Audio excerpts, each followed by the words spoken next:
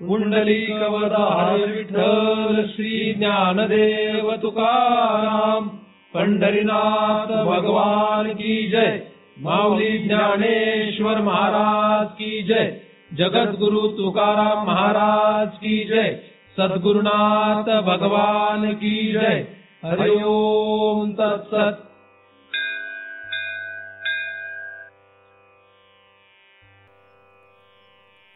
ध्यान मूलम गुरुमूर्ती, पूजा मूलम गुरुपदम, मंत्र मूलम गुरुर्वाक्यम, मुक्ती मूलम गुरु कृपा। ब्रह्मेवाहम अहम ब्रह्म न चाहम ब्रह्मणा पृथक, नाहम देहो न मे देहा केवलहम सनातन। या ठिकाणी आपण सर्वजण दृग्दृश्य विवेक या ग्रंथाचा अभ्यास करण्यासाठी एकत्रित जमलेलो आहोत। या ग्रंथाचा हेतू दृक आणि दृश्य यामध्ये विवेक करणं असा आहे, आणि या विवेकातून पुढे आपल्याला जन्म मरणाचा फेरा संपविणं हे फल प्राप्त होऊ शकतं। नेहमी आपण विचार करतो त्याप्रमाणे साधारणपणे माणसांना या जन्म मरणाच्या फेऱ्यातून बाहेर पडण्याची इच्छा दिसत नाही। सहजच ही कोणालाही प्रवृत्ती नाही। बऱ्याचशा लोकांना याबद्दल माहिती नाही। मृत्यू हा सर्वांना जरी माहीत असला तरी सुद्धा मृत्यूविषयी आपल्याला तशी एवढी भीती वाटत नाही। म्हणजे आपण त्याच्या काळजीमध्ये आपण अडकत नाही किंवा त्याचा विचारही आपण करत नाही। परंतु नकळतपणे आपल्या आतमध्ये सर्वांनाच भीती आहे की आपण मरणार आहोत। मरणार हे जगतातलं सगळ्यात महत्त्वाचं सत्य आहे। बाकी काय होईल हे सांगता येणार नाही, पण मृत्यू येणार हे नक्की आहे। देव भेटेल का नाही भेटणार, पैसा भेटेल का नाही भेटणार, खायला मिळेल का नाही माहीत नाही, परंतु मृत्यू येणार हे नक्की आहे। कधी येणार हे मात्र अजिबात माहीत नाही। तरी सुद्धा माणसं बेसावध आहेत, आणि जे बेसावध आहेत अशामध्ये रममाण होण्याला फार मजा वाटते। हे तर त्यापेक्षाही मोठं आश्चर्य आहे। ज्यांना या विषयाबद्दल माहितीच नाही त्यांची गोष्ट निराळी आहे, परंतु ज्यांना या विषयाविषयी माहिती झाली ते सुद्धा बेसावधच राहतात, हे फार दुर्दैवी आहे। दुसरी माणसं मरताना आपण पाहतो, ही माणसं मरताना आपण पाहतो तरी सुद्धा आपण काही सावध होत नाही। त्या माणसांच्या जाण्याने आपल्याला रडू येतं, दुःख होतं, परंतु तरी सुद्धा आपण काही सावध होत नाही। आपल्याला असं वाटतच नाही की आपण मरणार आहोत, आणि हेच सत्य आपण विसरून असत्य असलेल्या जगतामध्ये रममाण झालेलो आहोत। यातून जर आपल्याला बाहेर पडायचं असेल तर आपल्याला दुसऱ्याच्या विचाराने, दुसऱ्याच्या आश्रयाने हे कधीही शक्य होणार नाही। आपल्याला स्वतःच हा विचार करणं गरजेचं आहे की आपल्याकडे किती वेळ आहे। आपल्याकडे अजिबात वेळ नाही हे आपण आपल्याला शिकवणं पहिलं गरजेचं आहे। नुसता व्यवहार जसा करतो तसंच परमार्थ करायची सवय लागली म्हणजे तो सात्विक व्यवहार झाला। ज्याप्रमाणे आपण व्यवहार करतो त्याचप्रमाणे परमार्थातल्या गोष्टी करत राहणं म्हणजे तो फक्त सात्विक व्यवहार आहे। त्याच्यामध्ये आपल्याला खरं तर काही फल जे वेदांताला अपेक्षित आहे ते मिळणार नाही। नित्य मृत्यू समीप आहे असं ज्याला वाटतं तोच या चक्रातून बाहेर पडण्याची शक्यता आहे। ज्याला मृत्यूविषयी समीपता वाटते, म्हणजे मृत्यू हा अत्यंत जवळ आलेला आहे असं वाटतं, तोच परमार्थामध्ये काहीतरी करू शकेल। बाकीच्यांना ज्यांना वाटतं की मी अजून 40 वर्ष 20 वर्ष 30 वर्ष 50 वर्ष मरणारच नाही असं ज्यांना वाटतं त्यांच्यासाठी हा विषय अजिबातच नाही। वेदांत शास्त्र म्हणजे आपल्याला सत्य काय आहे हे शिकवणारं शास्त्र आहे, आणि बाकीची जी शास्त्र आहेत ती असत्य असलेल्या जगताविषयी माहिती देणारी शास्त्र आहेत। असत्य जगताची माहिती देणाऱ्या शास्त्रांमध्येच जगतामध्ये अनेक लोकांना बरं वाटतं, परंतु सत्य काय आहे आणि जगत असत्य आहे हे शिकवणारं जे शास्त्र आहे त्या शास्त्राविषयी मात्र कळत नकळतपणे अनासक्ती आपल्याला राहते। त्याच्याविषयी आपण आसक्त होत नाही। नको त्या विषयामध्ये आसक्त, आणि ज्या विषयामध्ये आसक्त व्हायला पाहिजे तिकडे मात्र अजिबात रस नाही। अशी दुर्दैवी अवस्था मनुष्य प्राण्याची झालेली दिसते, आणि ती आजच आहे असं नव्हे तर प्रत्येक युगामध्ये ती असतेच। या युगातही आपल्याला सावध झालं पाहिजे. आत्ताचा हा मनुष्य देह वाया गेला की पुढे किती काळाने मनुष्य देह मिळेल हे सांगता येणार नाही. म्हणून सावध व्हा. याच जन्मात याच देही याच डोळा ओळखा करी आत्माराम. याच देही याच डोळा पाहो मुक्तीचा सोहळा. याच जन्मामध्ये आपल्याला हे शक्य आहे. म्हणून वेळ वाया न घालवता योग्य अशा रीतीने आपापल्या अधिकारानुसार साधनं करा. असे साधन करा की जेणेकरून परमार्थ संपेल. अशी साधनं करू नका की जेणेकरून परमार्थ कधीही संपणार नाही. या ठिकाणी आपण सर्वजण येण्याबद्दल काही नाही. आल्यानंतर या ठिकाणी अपेक्षित असलेला जो हा विषय आहे जर आपल्याला कळला नाही, जर आपण तो अंगी बाणवण्याचा प्रयत्न केला नाही तर आपल्या इथे येण्याला काहीही अर्थ नाही असं नक्कीच त्यातून निष्कर्ष काढता येईल. दृक्दृश्य विवेक हा ग्रंथ जो आहे तो वेदांताचा ग्रंथ आहे. दृक्दृश्य विवेक हा आद्य शंकराचार्यांनी लिहिलेला छोटा ग्रंथ आहे. या ग्रंथामध्ये असलेल्या ज्या अनेक श्लोक आहेत, या ग्रंथातील अनेक श्लोकांवर आपण अभ्यास करणार आहोत. आतापर्यंत आपण एकूण 5 श्लोक अभ्यासलेले आहेत. 6व्या श्लोकाचा आता आपण अभ्यास करतो आहोत आणि हा 6वा श्लोक 5व्या श्लोकामध्ये चितीचं वर्णन केल्यानंतरचा हा श्लोक आहे. 5व्या श्लोकामध्ये चित म्हणजे काय किंवा चिती म्हणजे काय याचा आपण विचार केलेला आहे.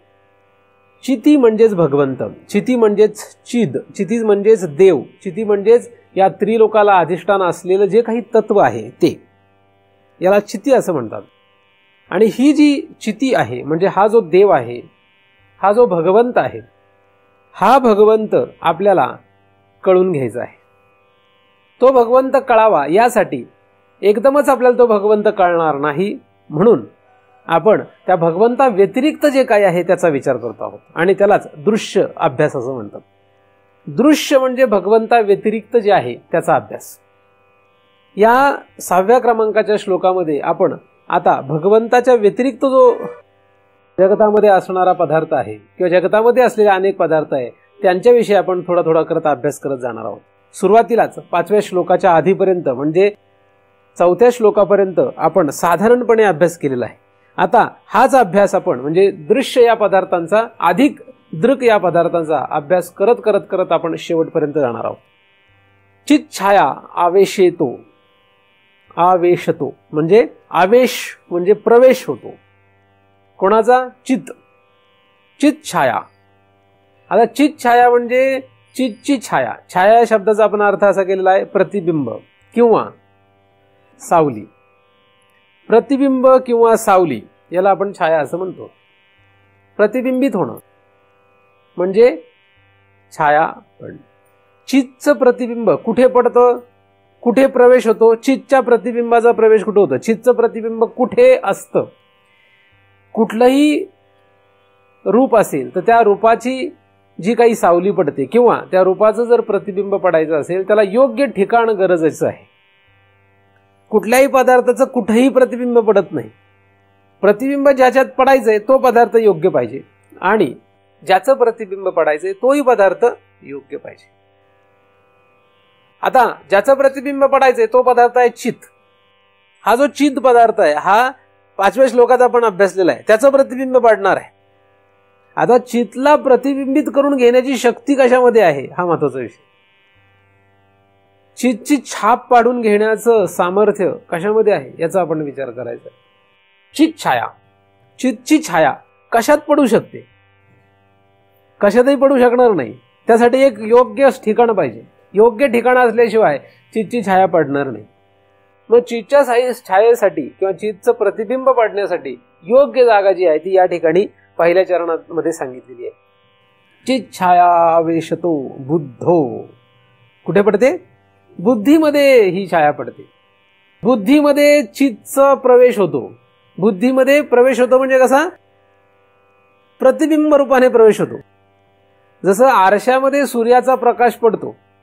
आता आरशामध्ये सूर्याचा प्रकाश पडला की तो आरशात प्रतिबिंबित झालाय आणि मग प्रतिबिंबित आधी होतो आणि मग परावर्तित होतो. प्रतिबिंबित होऊन मग परावर्तित होतो. काही प्रतिबिंब असे असतात की ते परावर्तित होत नाही. माणूस जर आरशासमोर उभा केला तर माणसाचं प्रतिबिंब आरशात पडतं पण परावर्तित होत नाही. सूर्य जर आपण आरशासमोर ठेवला, म्हणजे सूर्याचा प्रकाश जर आरशासमोर आला, तर आरशामध्ये सूर्याचा प्रकाश प्रतिबिंबित होतो आणि मग परावर्तित होतो. म्हणजे परावर्तित करण्याचं सामर्थ्य आरशामध्ये असतं. हाच सूर्याचा प्रकाश जेव्हा भिंतीवर पडतो तेव्हा भिंतीवर तो प्रकाश पडतो, पण तिथून तो परावर्तित होत नाही, कारण तो प्रतिबिंबित करून घेण्याचं सामर्थ्यच त्या भिंतीत नाही. भिंतीमधून तो परावर्तित होत नाही, आरशामधून मात्र परावर्तित होतो. तर काही पदार्थामध्ये प्रतिबिंब पाडण्याचं सामर्थ्य असतं पण परावर्तित करण्याचं नसतं. काहींमध्ये प्रतिबिंब पाडण्याचं सामर्थ्यही नाही आणि परावर्तित करण्याचा तर प्रश्नच येत नाही. आणि काहींमध्ये प्रतिबिंब पाडण्याचंही सामर्थ्य आहे आणि परावर्तित करण्याचं सुद्धा सामर्थ्य आहे. तर बुद्धी कशी आहे?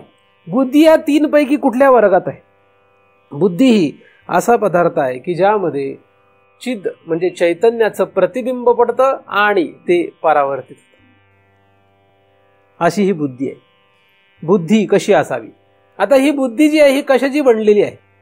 बुद्धी जी बनलेली आहे ती बनलेली आहे सत्वगुणाची. सत्व, रज आणि तम या 3 गुणांचा सर्व प्रपंच आहे. त्यातील सत्वगुणाची ही बुद्धी आहे. आणि सत्वगुणापासून, रजगुणापासून, तमगुणापासून जे पंचमहाभूत तयार होतात, या पंचमहाभूतापैकी अपंचीकृत असलेल्या तेज तत्वाची ही बुद्धी आहे. तेज आणि सत्व म्हणजे बुद्धीमध्ये काय आहे? दोन्ही सुद्धा उत्कृष्ट सामग्री वापरलेली आहे. बुद्धी बनवण्यासाठी उत्कृष्ट सामग्री आहे तेज आणि सत्व. अहंकारामध्ये काय आहे? अंतःकरणामध्ये काय आहे? चित्तामध्ये काय? वेगवेगळे पदार्थ, ते सगळे सत्वगुणाचे आहेत. पण पंचमहाभूतापैकी तेज महातत्व तिथे वापरलेलं नाही. अंतःकरणासाठी वेगळं महाभूत आहे, मनासाठी वेगळं आहे, मनासाठी वायू वापरण्यात येतो, अहंकारासाठी वेगळं वापरण्यात येतो महाभूत. ठीक आहे.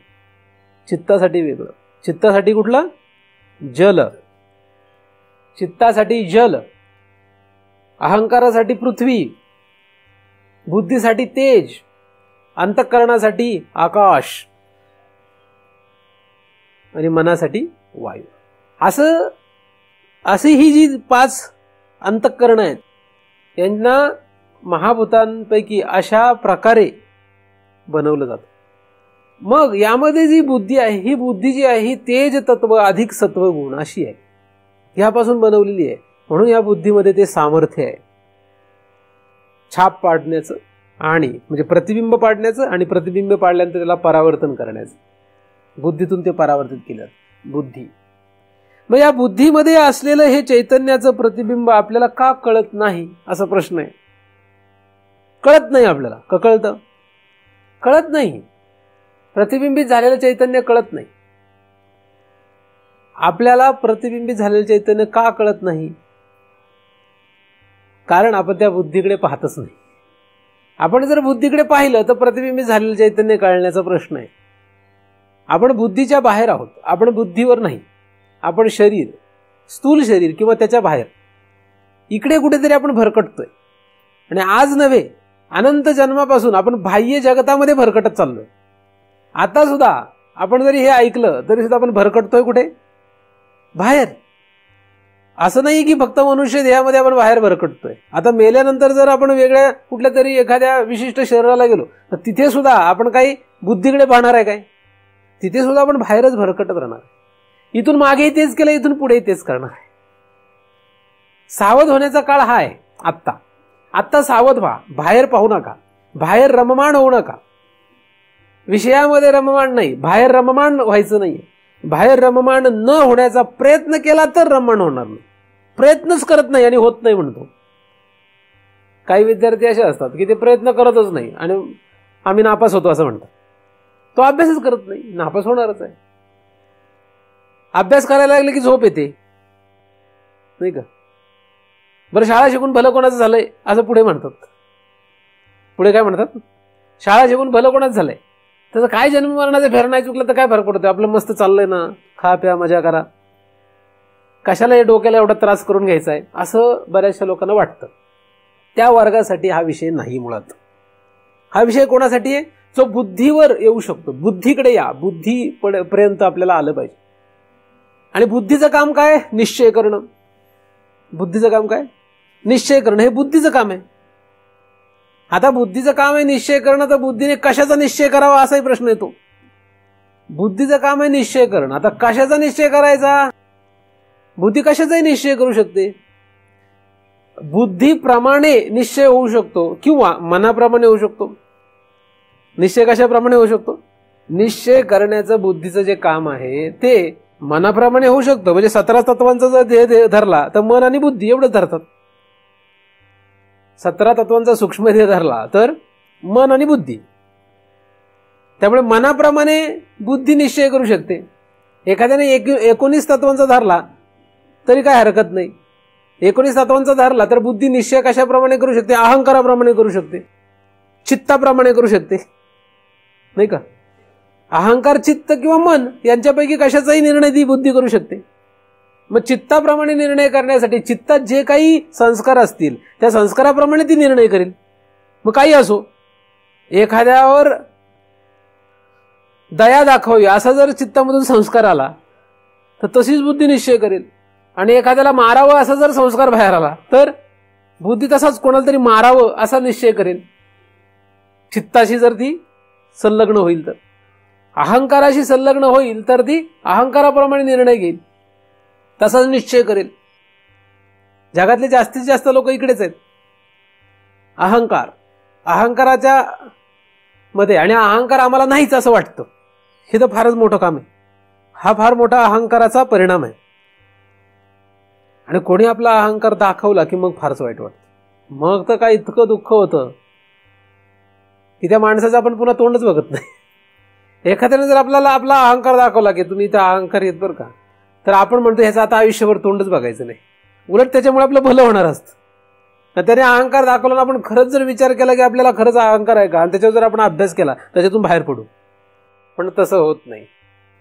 लोक मला म्हणतात की महाराज तुमच्याशी आम्ही नीट राहू, बाकीच्यांशी काय, आम्हाला काय घाबरायचं कारण बाकीच्यांशी, आम्ही बाकीच्यांशी कसं पण वाहू. तुमच्याशी तर नीट राहतोय ना, माझ्याशी फक्त नीट राहून उपयोग नाहीये. सगळ्या जगतामध्येच तसं आपल्याला अहंकार रहित राहता आलं पाहिजे. साधक दशेमध्ये अहंकार अजिबात कामाला येत नाही. चित्ताला जखडून धरण्यामध्ये काही अर्थ नाही. मनाच्या पाठीमागे लागण्यात तर अर्थच नाही. कारण मन हे तर काय सदैव चंचल आहे, वायू तत्वाचं असल्यामुळे इकडून तिकडे फिरत राहतं. म्हणून या मनाच्या नादी लागण्यात अर्थ नाही. म्हणून मन, चित्त आणि अहंकार यांच्या नादी लागू नका. 19 तत्व धरा, 17 तत्व धरा, काही करा, पण यांच्या नादी लागायचं नाही. बुद्धीच्या नादी लागावं. कारण बुद्धीमध्ये प्रतिबिंबित झालंय असं म्हटलंय. प्रतिबिंबित कुठं होतंय? बुद्धीत. आणि त्या बुद्धीतून मग त्याचा पुढे प्रवास होत असतो. म्हणजे पुढे जे परावर्तन होणार आहे हे बुद्धीतून पुढे होणार आहे. म्हणून बुद्धी महत्वाची. मग बुद्धीवर या. आपण आपल्या बुद्धीवर आलं पाहिजे. आपली बुद्धी, या बुद्धीकडे आलं पाहिजे. ही बुद्धी कशी आहे? ही बुद्धी आहे खरी सत्वगुणाची, खरी आहे तेज तत्वाची. परंतु या बुद्धीवर रज, तम यांचा घाला आहे. ज्याचा अहंकार जास्त असतो त्याच्यावर अहंकार म्हणजे पृथ्वीत होतो, म्हणजे पृथ्वी तत्वाचा घाला आहे. अग्नीवर जर माती टाकली तर अग्नी विझणार नाही का? अग्नीवर जर जल घातलं तर अग्नी विझणार नाही का? सुसाट्याचा वारा आला तर आग विझणार नाही का? नाही. दिवा टिकेल का? वारा आला तर दिवा टिकतो का? म्हणजे आपल्याला या कुठल्याच कशाचाच उपयोग नाहीये, नाही का? तमगुण, रजगुण यांचा आपल्याला उपयोग नाही. रजगुणाची बुद्धी, तमगुणाची बुद्धी ही वाटोळं करणारी आहे. तमगुणाची बुद्धी म्हणजे, तम म्हणजे काय? दुसऱ्याचं वाईट चिंतने, हेवे दावे करणे, तिरस्कार करणे, द्वेष करणे, हे सगळं तमगुणाचे लक्षण आहेत. हे सगळे आसुरी भाव आहेत. द्वेष, तिरस्कार, वाईट चिंतन दुसऱ्याचं, आता त्याचं वाटोळच होऊ दे, अशा प्रकारचे जे काही आतमध्ये भाव असतात हे सगळे तमगुणाचे भाव आहेत. आणि असे भाव जेव्हा आतमध्ये असतात तेव्हा आपोआप बुद्धी काय होते? लोप पावते. बुद्धी लोप पावते म्हणजे बुद्धीवर घाला घातला जातो.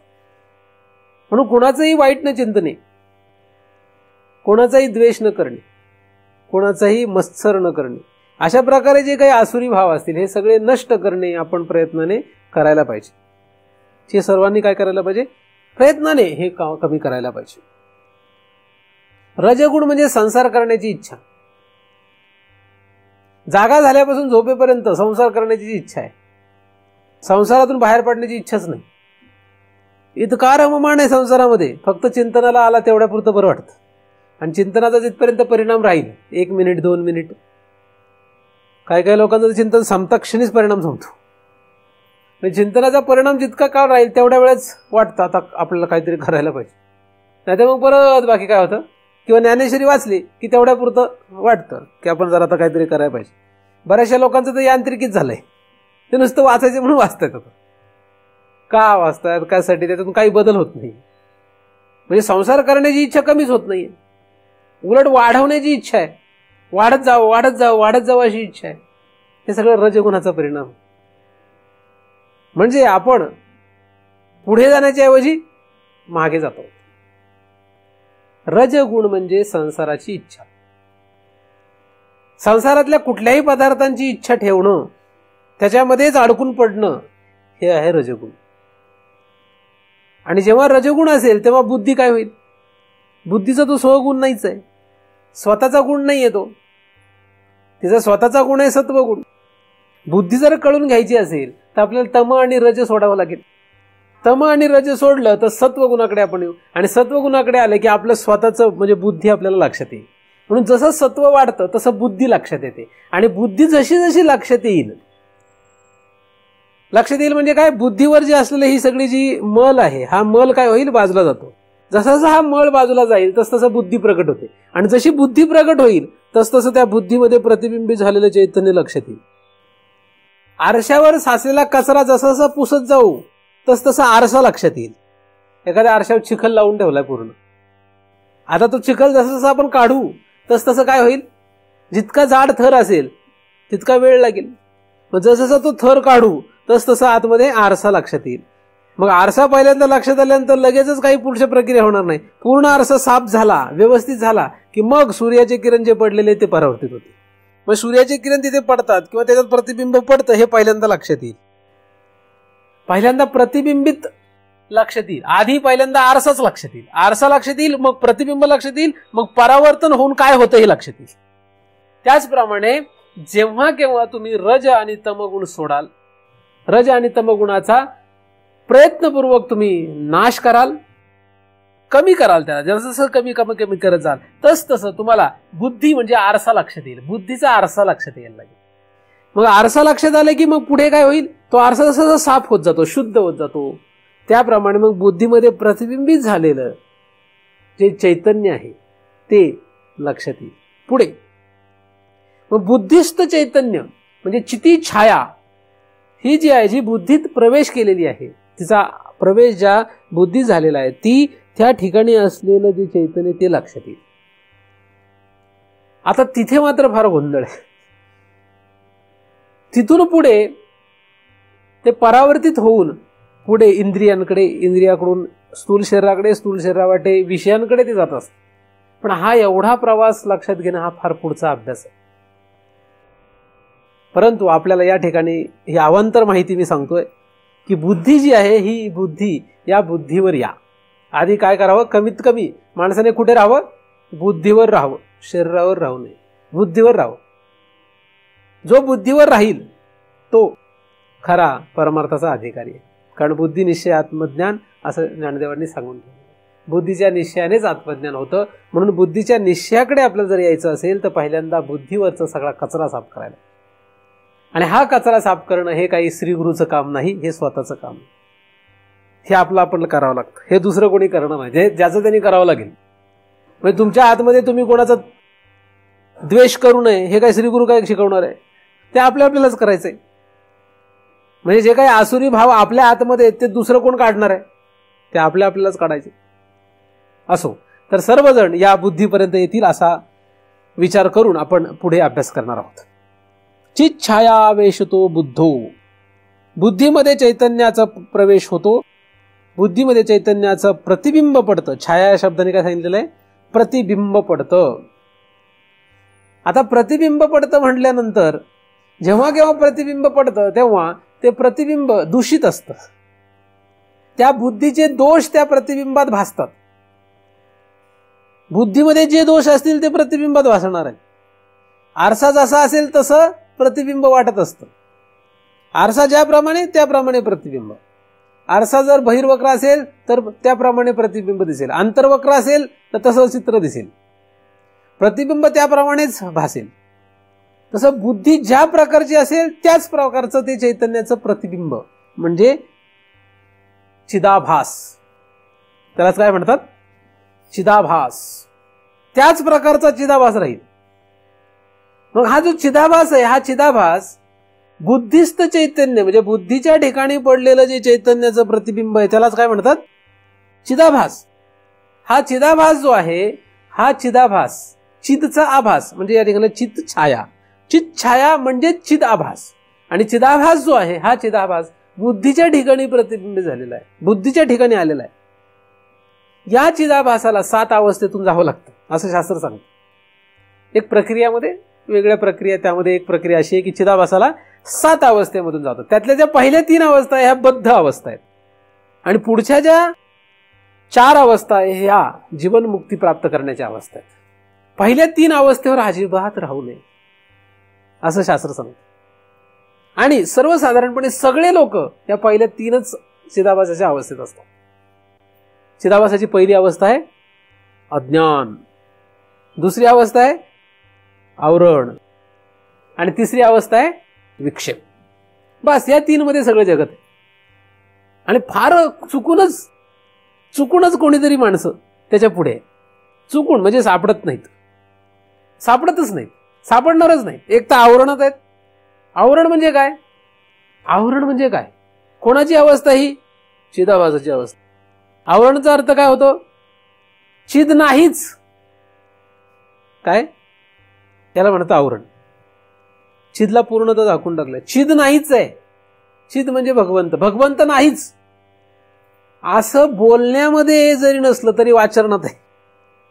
काही लोक बोलताना त्यांच्या बोलण्यात नाही तसं काही, पण आचरणात आहे. आचरणात म्हणजे भीती नाही, कसली भीती आहे का कोणाला काही. बरेचसे लोक भीती नाही, काहीही करतात. त्यांना काय, त्यांना चिदविषयी अज्ञान आहे, माहीतच नाही त्यांना चिद आहे.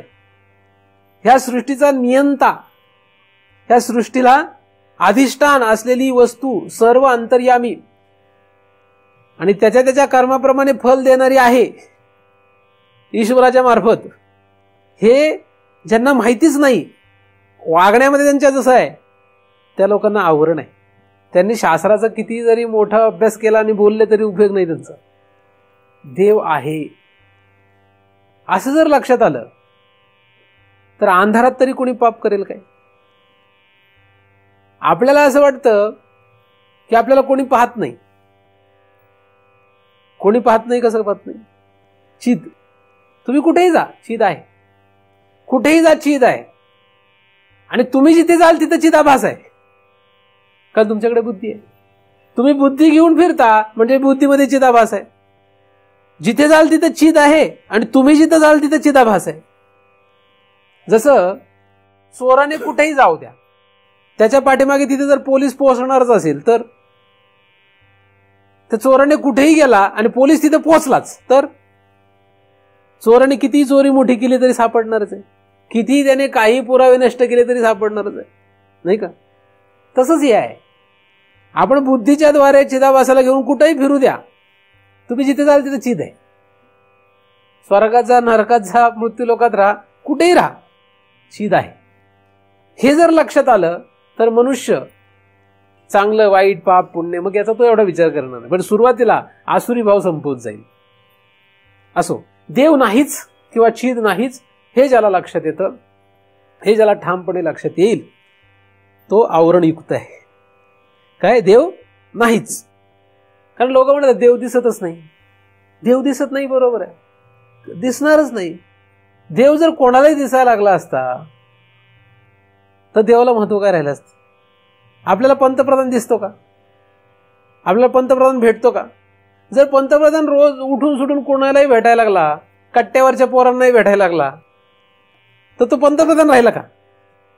तसं देव जर कोणालाही भेटायला लागला तर देव राहील का. तो मग देव कोणालाही भेटत नाही. भेटत नाही असं नाही, कोणालाही भेटत नाही. म्हणून एखादा जर म्हटलं देव नाही, चिती नाही, तर ठीक आहे. म्हणजे बोलण्याने किंवा वागण्याने, तुमच्या वागण्यामध्ये आवरण दिसू नये, वागण्यामध्ये आवरण दिसू नये.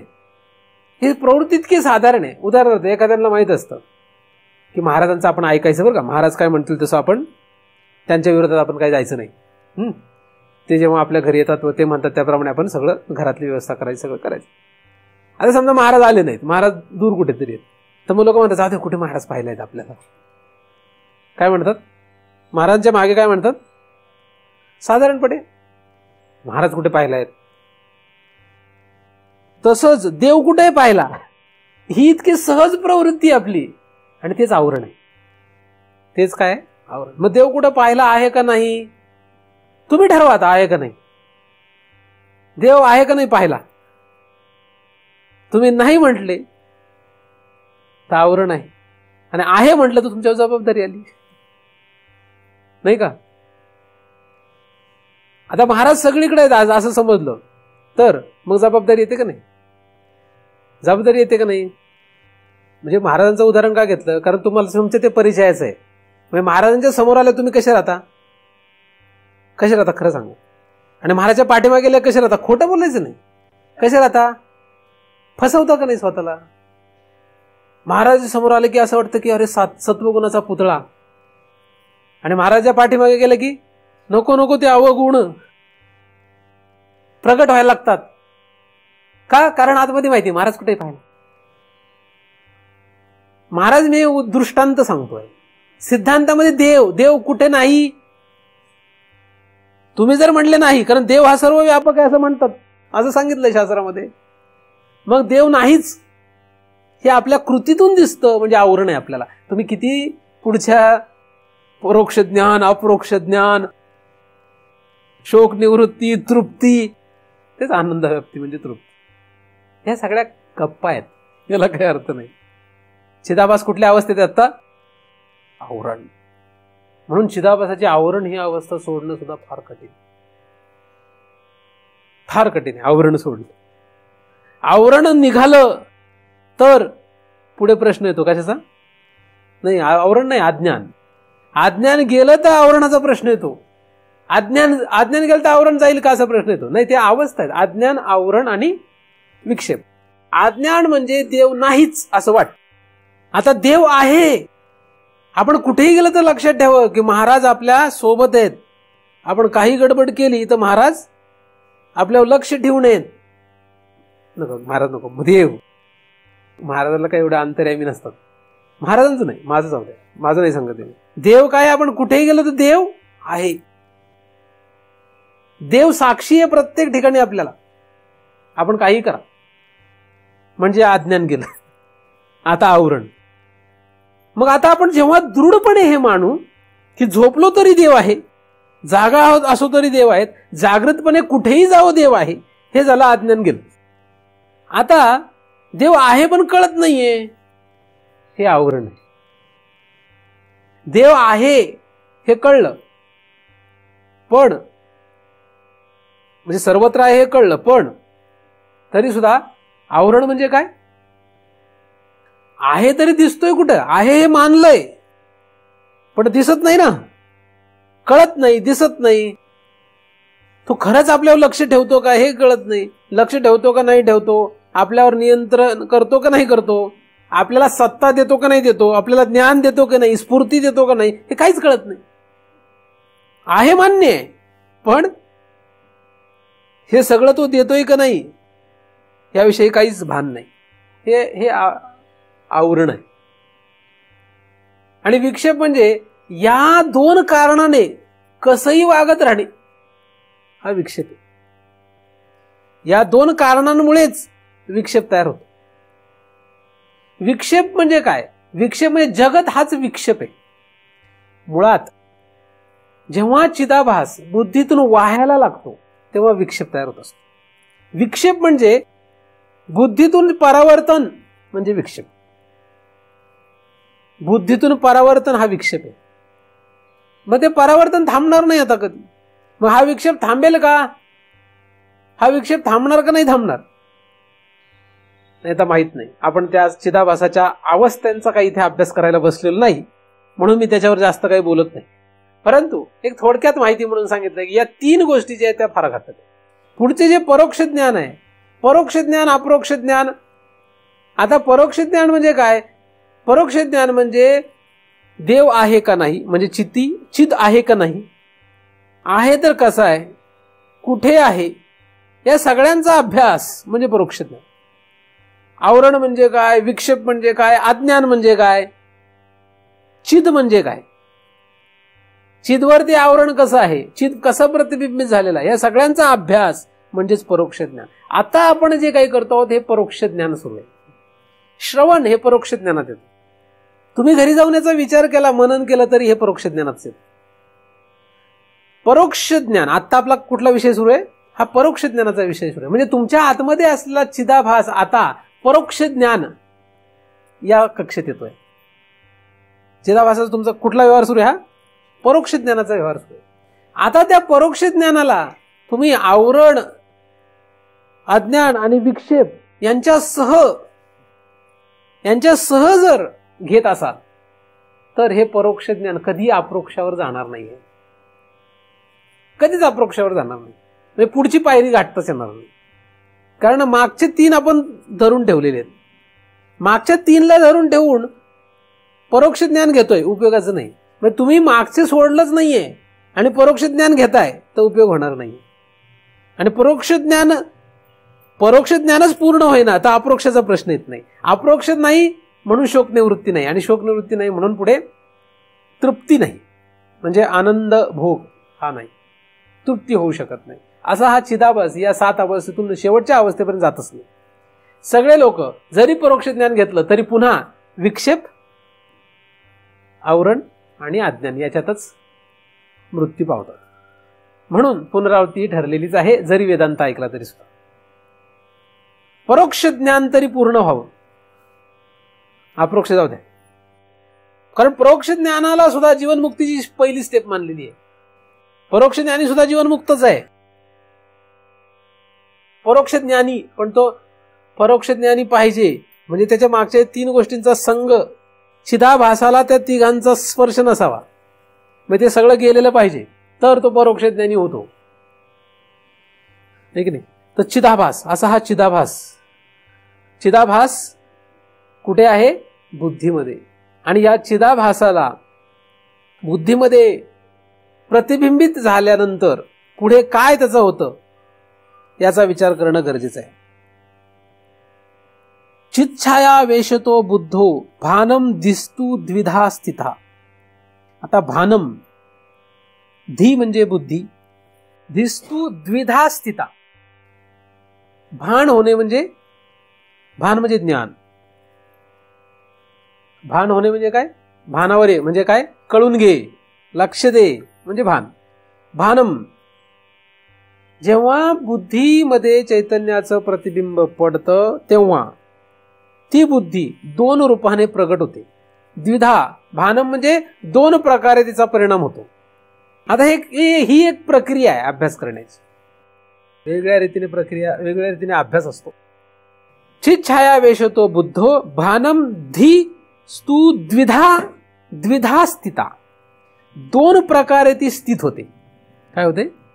2 प्रकारे ती स्थित होते. कशामुळे? भानममुळे, म्हणजे त्या शक्तीमुळे, बुद्धीमध्ये पडलेल्या चैतन्याच्या प्रतिबिंबामुळे त्या बुद्धीचे पुन्हा 2 भाग तयार होतात. एक अहंकृत अहंकार आणि दुसरं अंतःकरण रूपिणी. एका अहंकृतिर अन्य म्हणजे अन्य, 7 अंतःकरण रूपिणी. एक अहंकार रूपाने आणि एक अंतःकरण रूपाने. म्हणजे आता या ठिकाणी जो अभ्यास सांगितला आहे, या अभ्यासामध्ये बुद्धीपासून 2 फाटे सांगितलेत.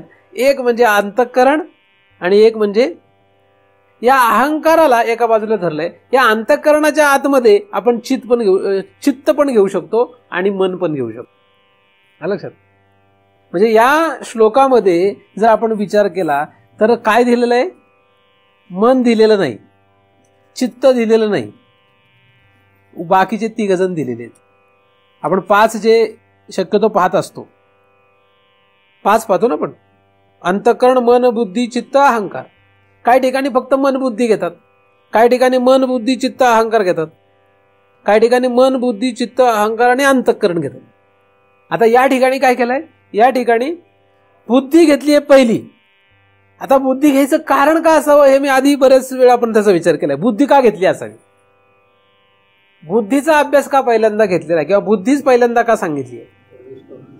चित्तला प्रवेश करण्यासाठी या 5 पैकी सर्वोत्कृष्ट बुद्धी आहे, म्हणून ती बुद्धी घेतलेली. मग आता बाकीचं सुद्धा पाहिजे, कारण जेव्हा पुढे विक्षेप व्हायचा आहे ते विक्षेपासाठी फक्त बुद्धी कामाला नाही येत.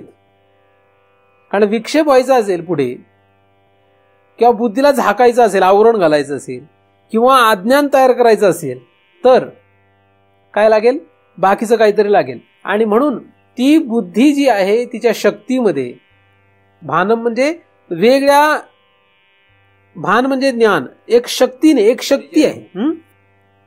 भान म्हणजे कळणं, भानम म्हणजे भानावर येणे, म्हणजे कळणे किंवा प्रगट होणे, उघड होणे. बुद्धी ही उघड होते किंवा बुद्धी ही प्रगट होते, किंवा ती प्रगट करते 2 भागांना. आणि तो एक भाग त्यातला जो आहे तो आहे द्विधा स्थिता, म्हणजे 2 प्रकारे स्थित होते. एक होते अंतःकरण रूपाने आणि एक होते अहंकार रूपाने.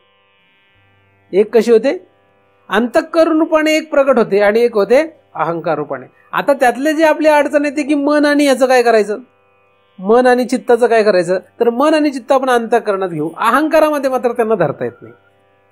अहंकार हा एकदमच जड आहे, त्याच्यामध्ये मनाला आणि चित्ताला ठेवू नये. तर मन आणि चित्त हे आपण अंतःकरणामध्ये आहेत असं धरूया, ते तिथे गुप्तच आहेत असं धरूया. आणि फक्त आता अंतःकरण आणि अहंकार याचा विचार करून अंतःकरण अहंकार रूपाने प्रकट होत. अंतःकरण आणि अहंकार रूपाने जेव्हा बुद्धी स्थित होणार आहे तेव्हा काय होईल, एक आहे बुद्धी, दुसरा आहे अंतःकरण आणि तिसरा आहे अहंकार. या 3 प्रकारची ती झाली.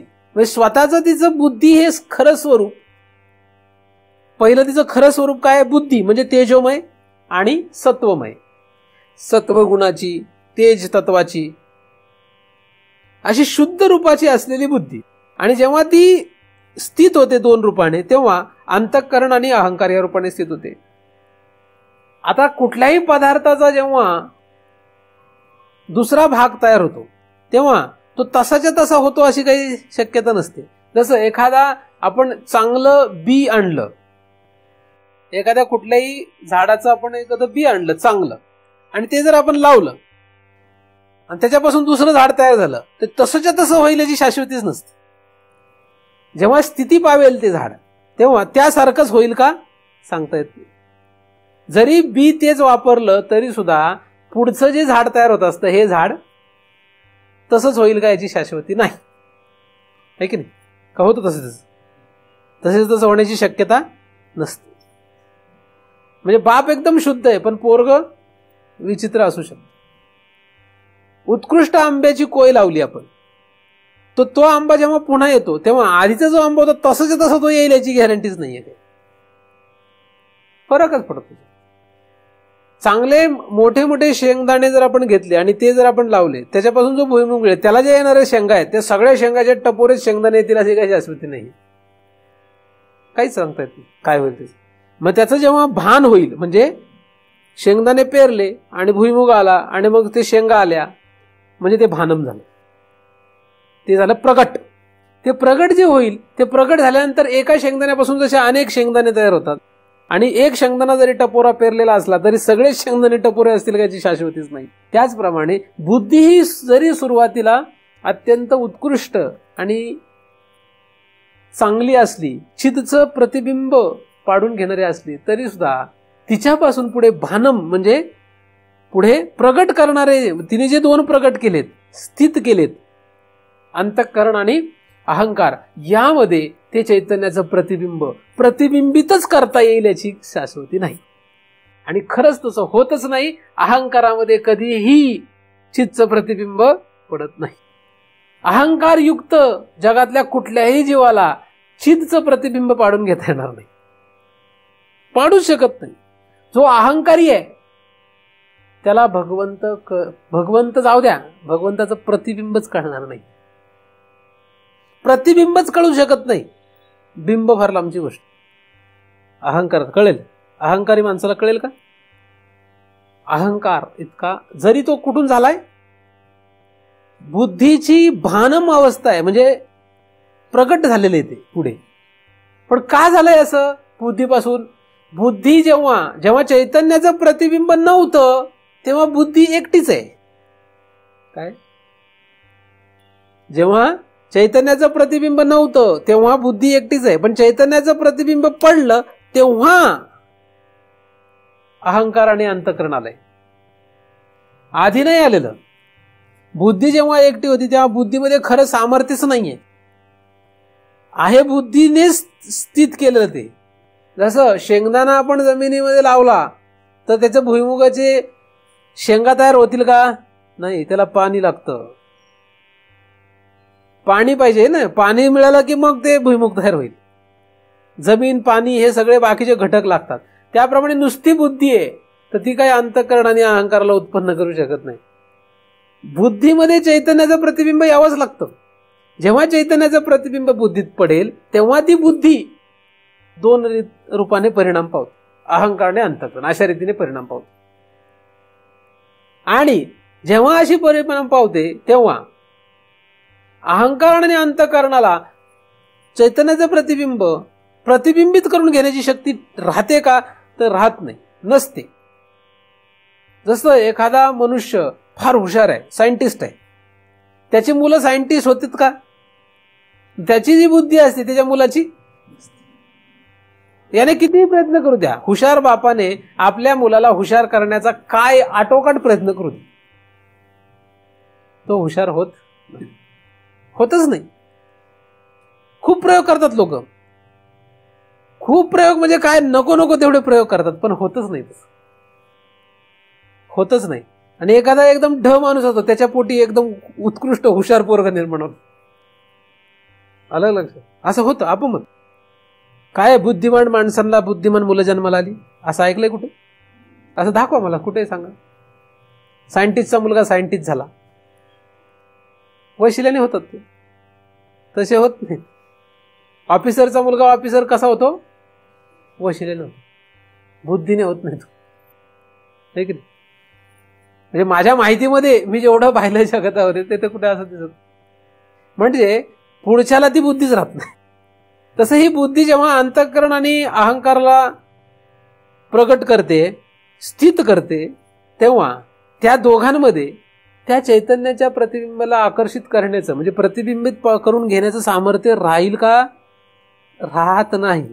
कारण जेव्हा अहंकार तयार होतो तेव्हा अहंकाराची सामग्री ही मुळातच वेगळी आहे, अंतःकरणाची सामग्रीच वेगळी आहे. अंतःकरणामध्ये आपण जे मन आणि चित्त अंतर्भूत धरलंय त्याची सामग्री वेगळीच आहे.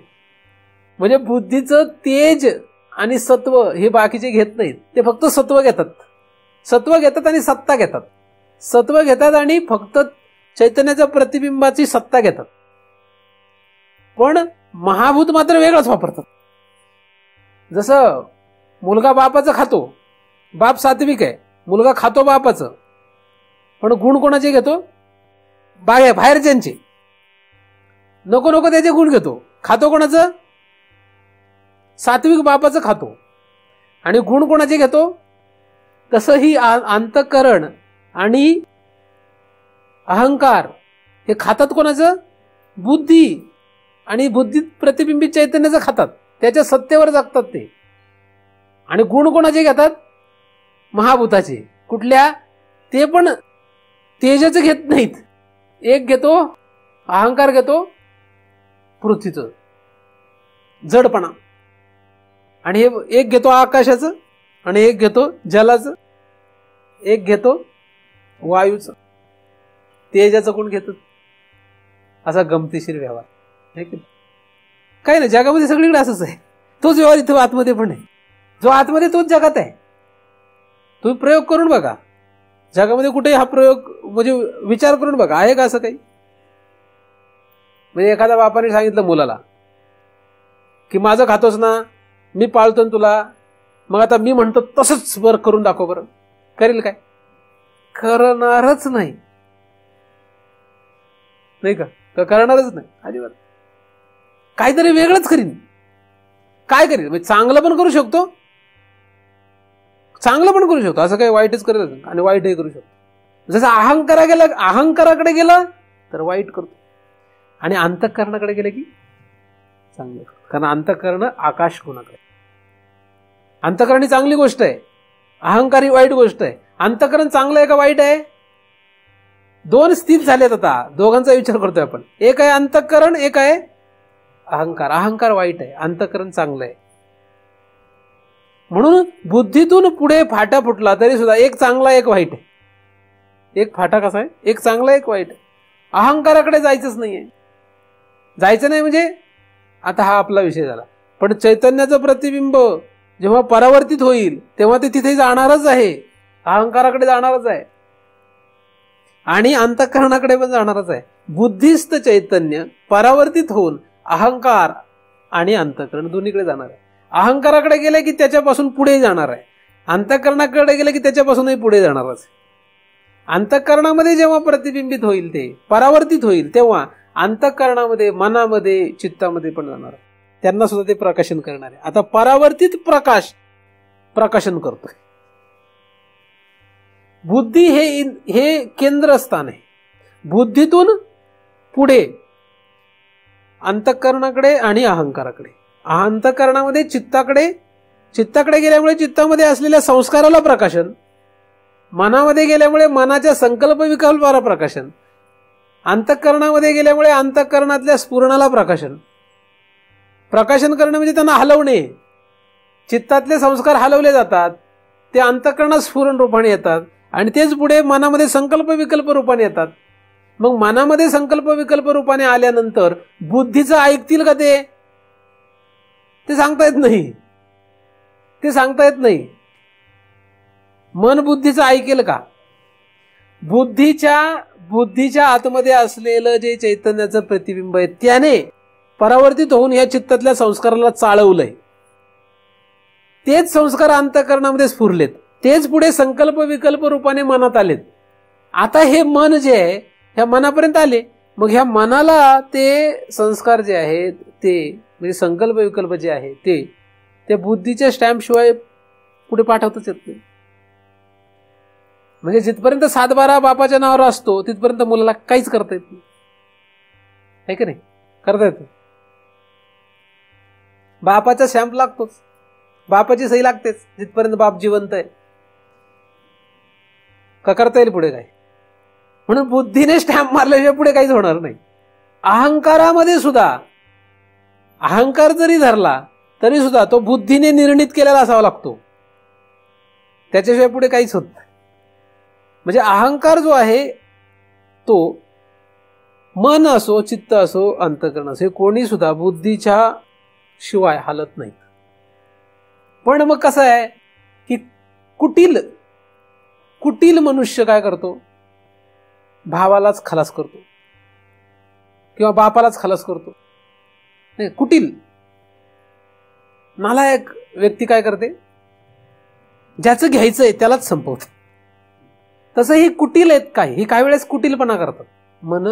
मन आणि अहंकार हे लोक काय करतात? कुटीलपणा करतात. या बुद्धीलाच संपवतात, बुद्धीला लोपून टाकतात. एकदा का बुद्धीला लोपवलं की मग कधी मन म्हणतो माझ्याप्रमाणे, कधी अहंकार म्हणतो माझ्याप्रमाणे. अंतःकरण चित्त आतमध्ये गप्प पडून राहत.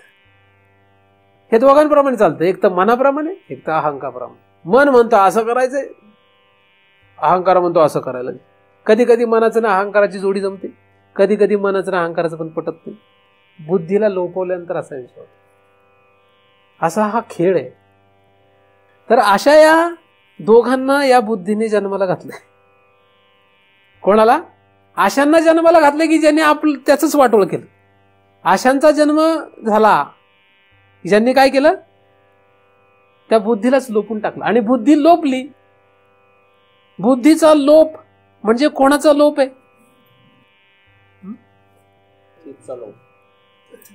चिदाभास असं चिदाभास लोपल्यासारखा वाटतो. बुद्धी लोपली, बुद्धी लोपल्यासारखं वाटणं म्हणजे चिदाभास लोपल्यासारखं वाटणं. आणि चिदाभास लोपल्यासारखा वाटतो का? कारण बुद्धीला लोपवलं. म्हणजे कोण वर आलंय? लोपवणार कोण आहे? बुद्धीला लोपवलंय, चिदला लोपवलेलं नाही. चिद कधी लोपला जात नाही. बुद्धीला लोपवलं म्हणून चिदाभास लोपल्यासारखा वाटतो. आणि मग मन आणि अहंकार हे काय आहेत? म्हणजे अंतःकरणी अहंकार, इथे घेऊया अंतःकरणी अहंकार, हे दोघं कार्य करायला लागतात. अख्खं जगत जे कार्य करतंय हे या दोघांचेच कार्य. पण कधी कधी त्यांची शक्ती कमी झाली की बुद्धीकडून पुन्हा ते बुद्धीकडून थोडस फिडिंग कोणाकडून आहे? फिडिंग म्हणजे पुरवठा. पुरवठा कोणाकडून आहे? पुरवठा बुद्धीकडूनच येतोय. तुमचा अहंकार कोणामुळे काम करतोय? बुद्धीमुळे काम करतोय. मन कोणामुळे काम करतोय?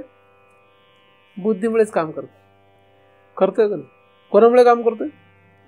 कोणामुळे आहे त्याला लोपवलं जातं का नाही? लोपवलं जातं.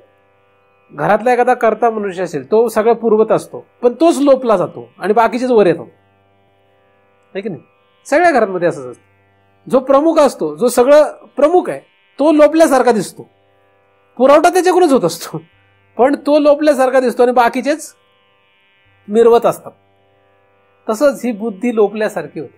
पुरवठा त्याच्याकडूनच होतो या दोघांना, पण ती लोपल्यासारखी राहते. ती लोपूनच जाते. एकच बुद्धी दोन रूपाने आली. एकच बुद्धी अंतःकरण आणि अहंकार रूपाने आली. पण इथे येऊन तिचं काही चांगलं झालं असं काही म्हणता येत नाही. पुढे जो प्रवास सुरू झालाय तो इथे मांडायचा आहे आपल्याला. त्याचा अभ्यास आहे पुढे, पुढचा प्रवास. पण आधी इथे बीजावर काय झालं, बीज कसं तयार झालंय हे आपण लक्षात घेऊ. आधी आली बुद्धी. काय? बुद्धी. बुद्धी आली, बुद्धी पहिल्यांदा. आणि ही बुद्धी जी आहे, या बुद्धीमध्ये चैतन्याचं प्रतिबिंब पडलं. आणि या बुद्धीनेच पुढे दोन स्थिती तयार केल्या, दोन प्रगट केले. एक म्हणजे अहंकार, एक म्हणजे अंतःकरण. या दोघांना बुद्धीने सगळं पुरवलं आणि पुरवतच राहतात. कितीही मुलगा किंवा मुलगी वाईट निघाली तरी सुद्धा बाप त्यांचा पुरवठा बंद करत नाही. किती वाईट निघू द्या, बाप कधीही त्यांचा पुरवठा फिडिंग बंद करत नाही. तसं कितीही अहंकार आणि अंतःकरणाने बुद्धीलाच लोपवण्याचा प्रयत्न केला तरी सुद्धा बुद्धी त्यांचा पुरवठा बंद करत नाही. असं आपल्याला जगात दिसतं. असं आतमध्ये आहे. कुठेही जा, तुमचा अहंकार प्रगट होतो का बुद्धी प्रगट होते? बुद्धी प्रगट झाली की अहंकार दिसतच नाही. जो बुद्धिवान असतो तो अहंकारी नसतो, आणि जो अहंकारी असतो तो कधीही बुद्धिमान नसतो. बुद्धिमान नसतो म्हणजे बुद्धी लोपलेली असते. ज्या बुद्धीच्या प्रतिबिंबित करण्याच्या शक्तीमुळे चिद प्रतिबिंबित झालं, त्या चिदच्या छायेमध्ये यांना जगता येतंय, त्याच बुद्धीला हे लोक लपवतात. कोण लोक? अहंकार. आणि किंमत कोणाला पाहिजे? बुद्धी. बुद्धी जागृत करा. कोणाला जागा करायचं आपल्याला? बुद्धीला जागा करायचं. आता बुद्धीला जागा करायचं असेल तर कोणाला लोपवलं पाहिजे? लोपवलं पाहिजे म्हणजे कसं? लोपवलं पाहिजे म्हणजे कसं? म्हणजे काय केलं पाहिजे? लोपवणार कसं? ते बुद्धीनेच तयारी केलेत, बुद्धीनेच त्यांची स्थिती केली आहे, मग त्यांना लोपवणार कसं? चिच्छाया वेशतो बुद्धो भानम धिस्तु द्विधा स्थिता. द्विधा म्हणजे दोन, द्विधा स्थिता. लोपवणार कसं आता?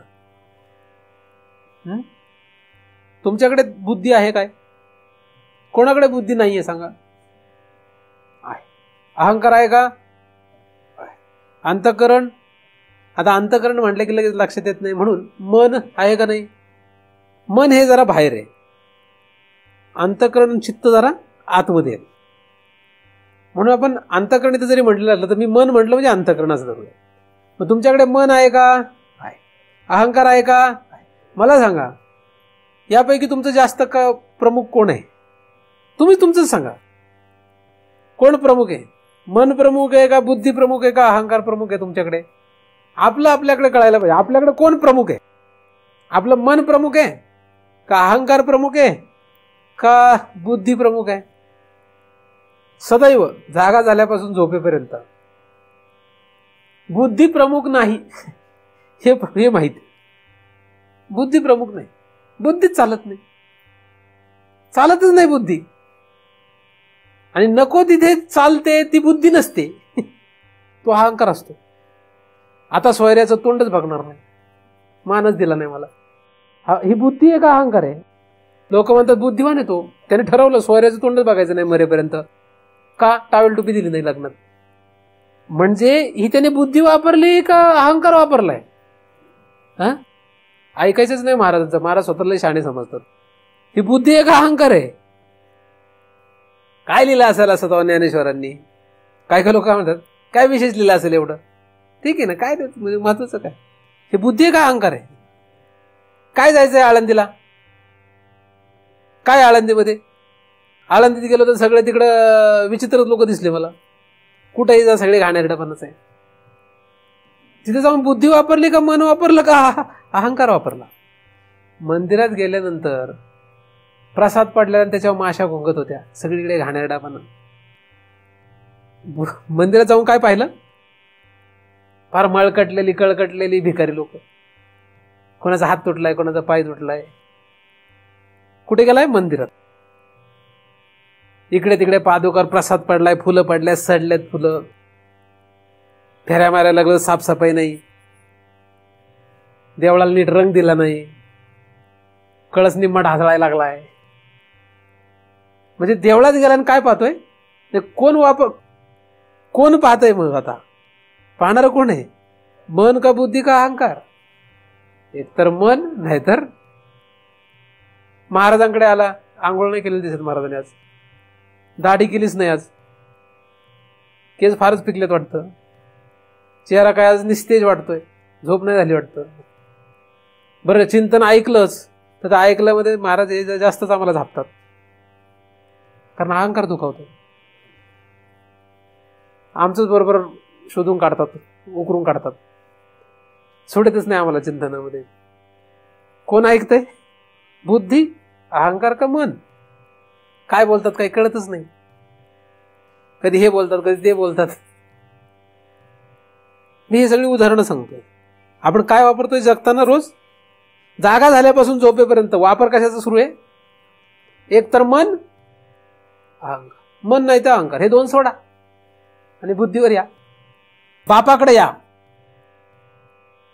कोणाच्याही घरी गेलं ना की त्या घरातल्या स्त्रीकडे बघायचं नाही आणि त्या घरातल्या लेकरांकडे बघायचं नाही. त्या घरातला प्रमुख माणूस कोण त्याच्याकडे बघायचं. तुम्हाला शांत आणि बरं वाटेल. काय वाटेल? कुठेही जा, कोणाच्याही घरात जा तुम्ही, त्या घरात गेल्यानंतर त्या घरातल्या कर्त्या मनुष्याकडे बघायचं, ना कर्त्या मनुष्याकडे. कर्ता मनुष्य बघायचे, ना कर्त्याकडे नका बघू. कर्ता मनुष्याकडे बघायचं कुठल्याही घराचा. त्याच्या लेकराकडे नाही बघायचं.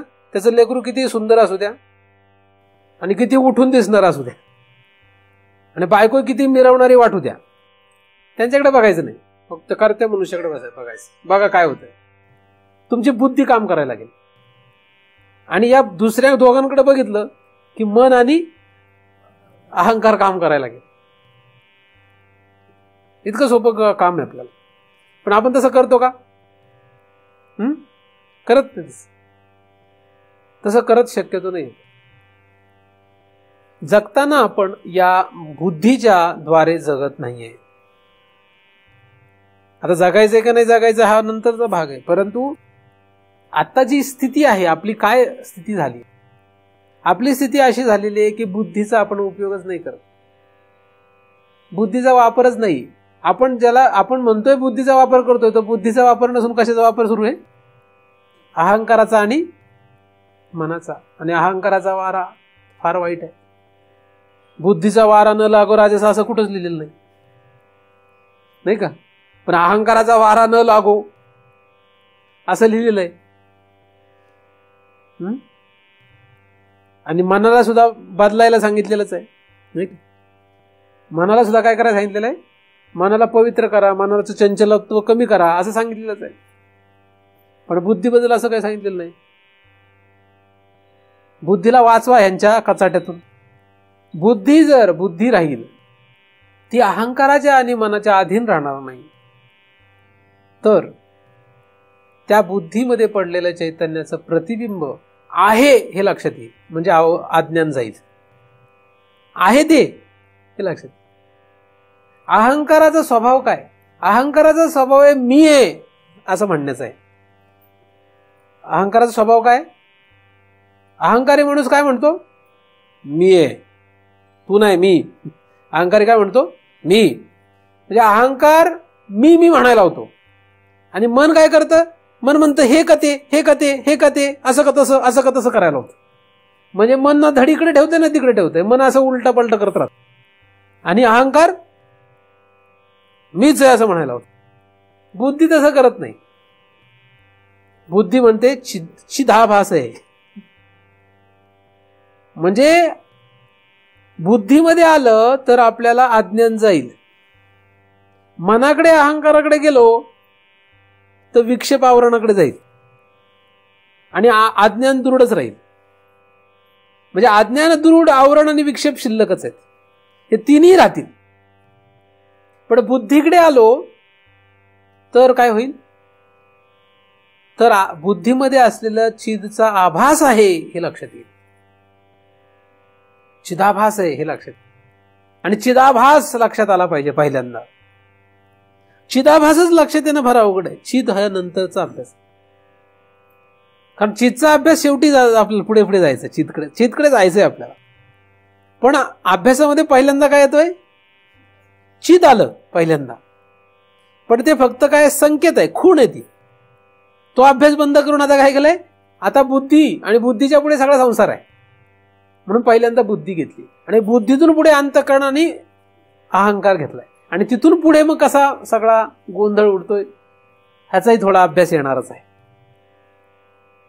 परंतु अहंकार मन किंवा अहंकार, अंतःकरण आणि बुद्धी यांचा जर आपण नीट विचार केला तर जसं दृष्टांतामध्ये कर्ता पुरुष हा सदैवच त्याच्या दोन स्थित केलेल्या पदार्थांकडे कायमच गुंतलेला असतो. म्हणजे पुत्र आणि पत्नी ह्याच्यामध्ये तो कायमच गुंतून राहतो.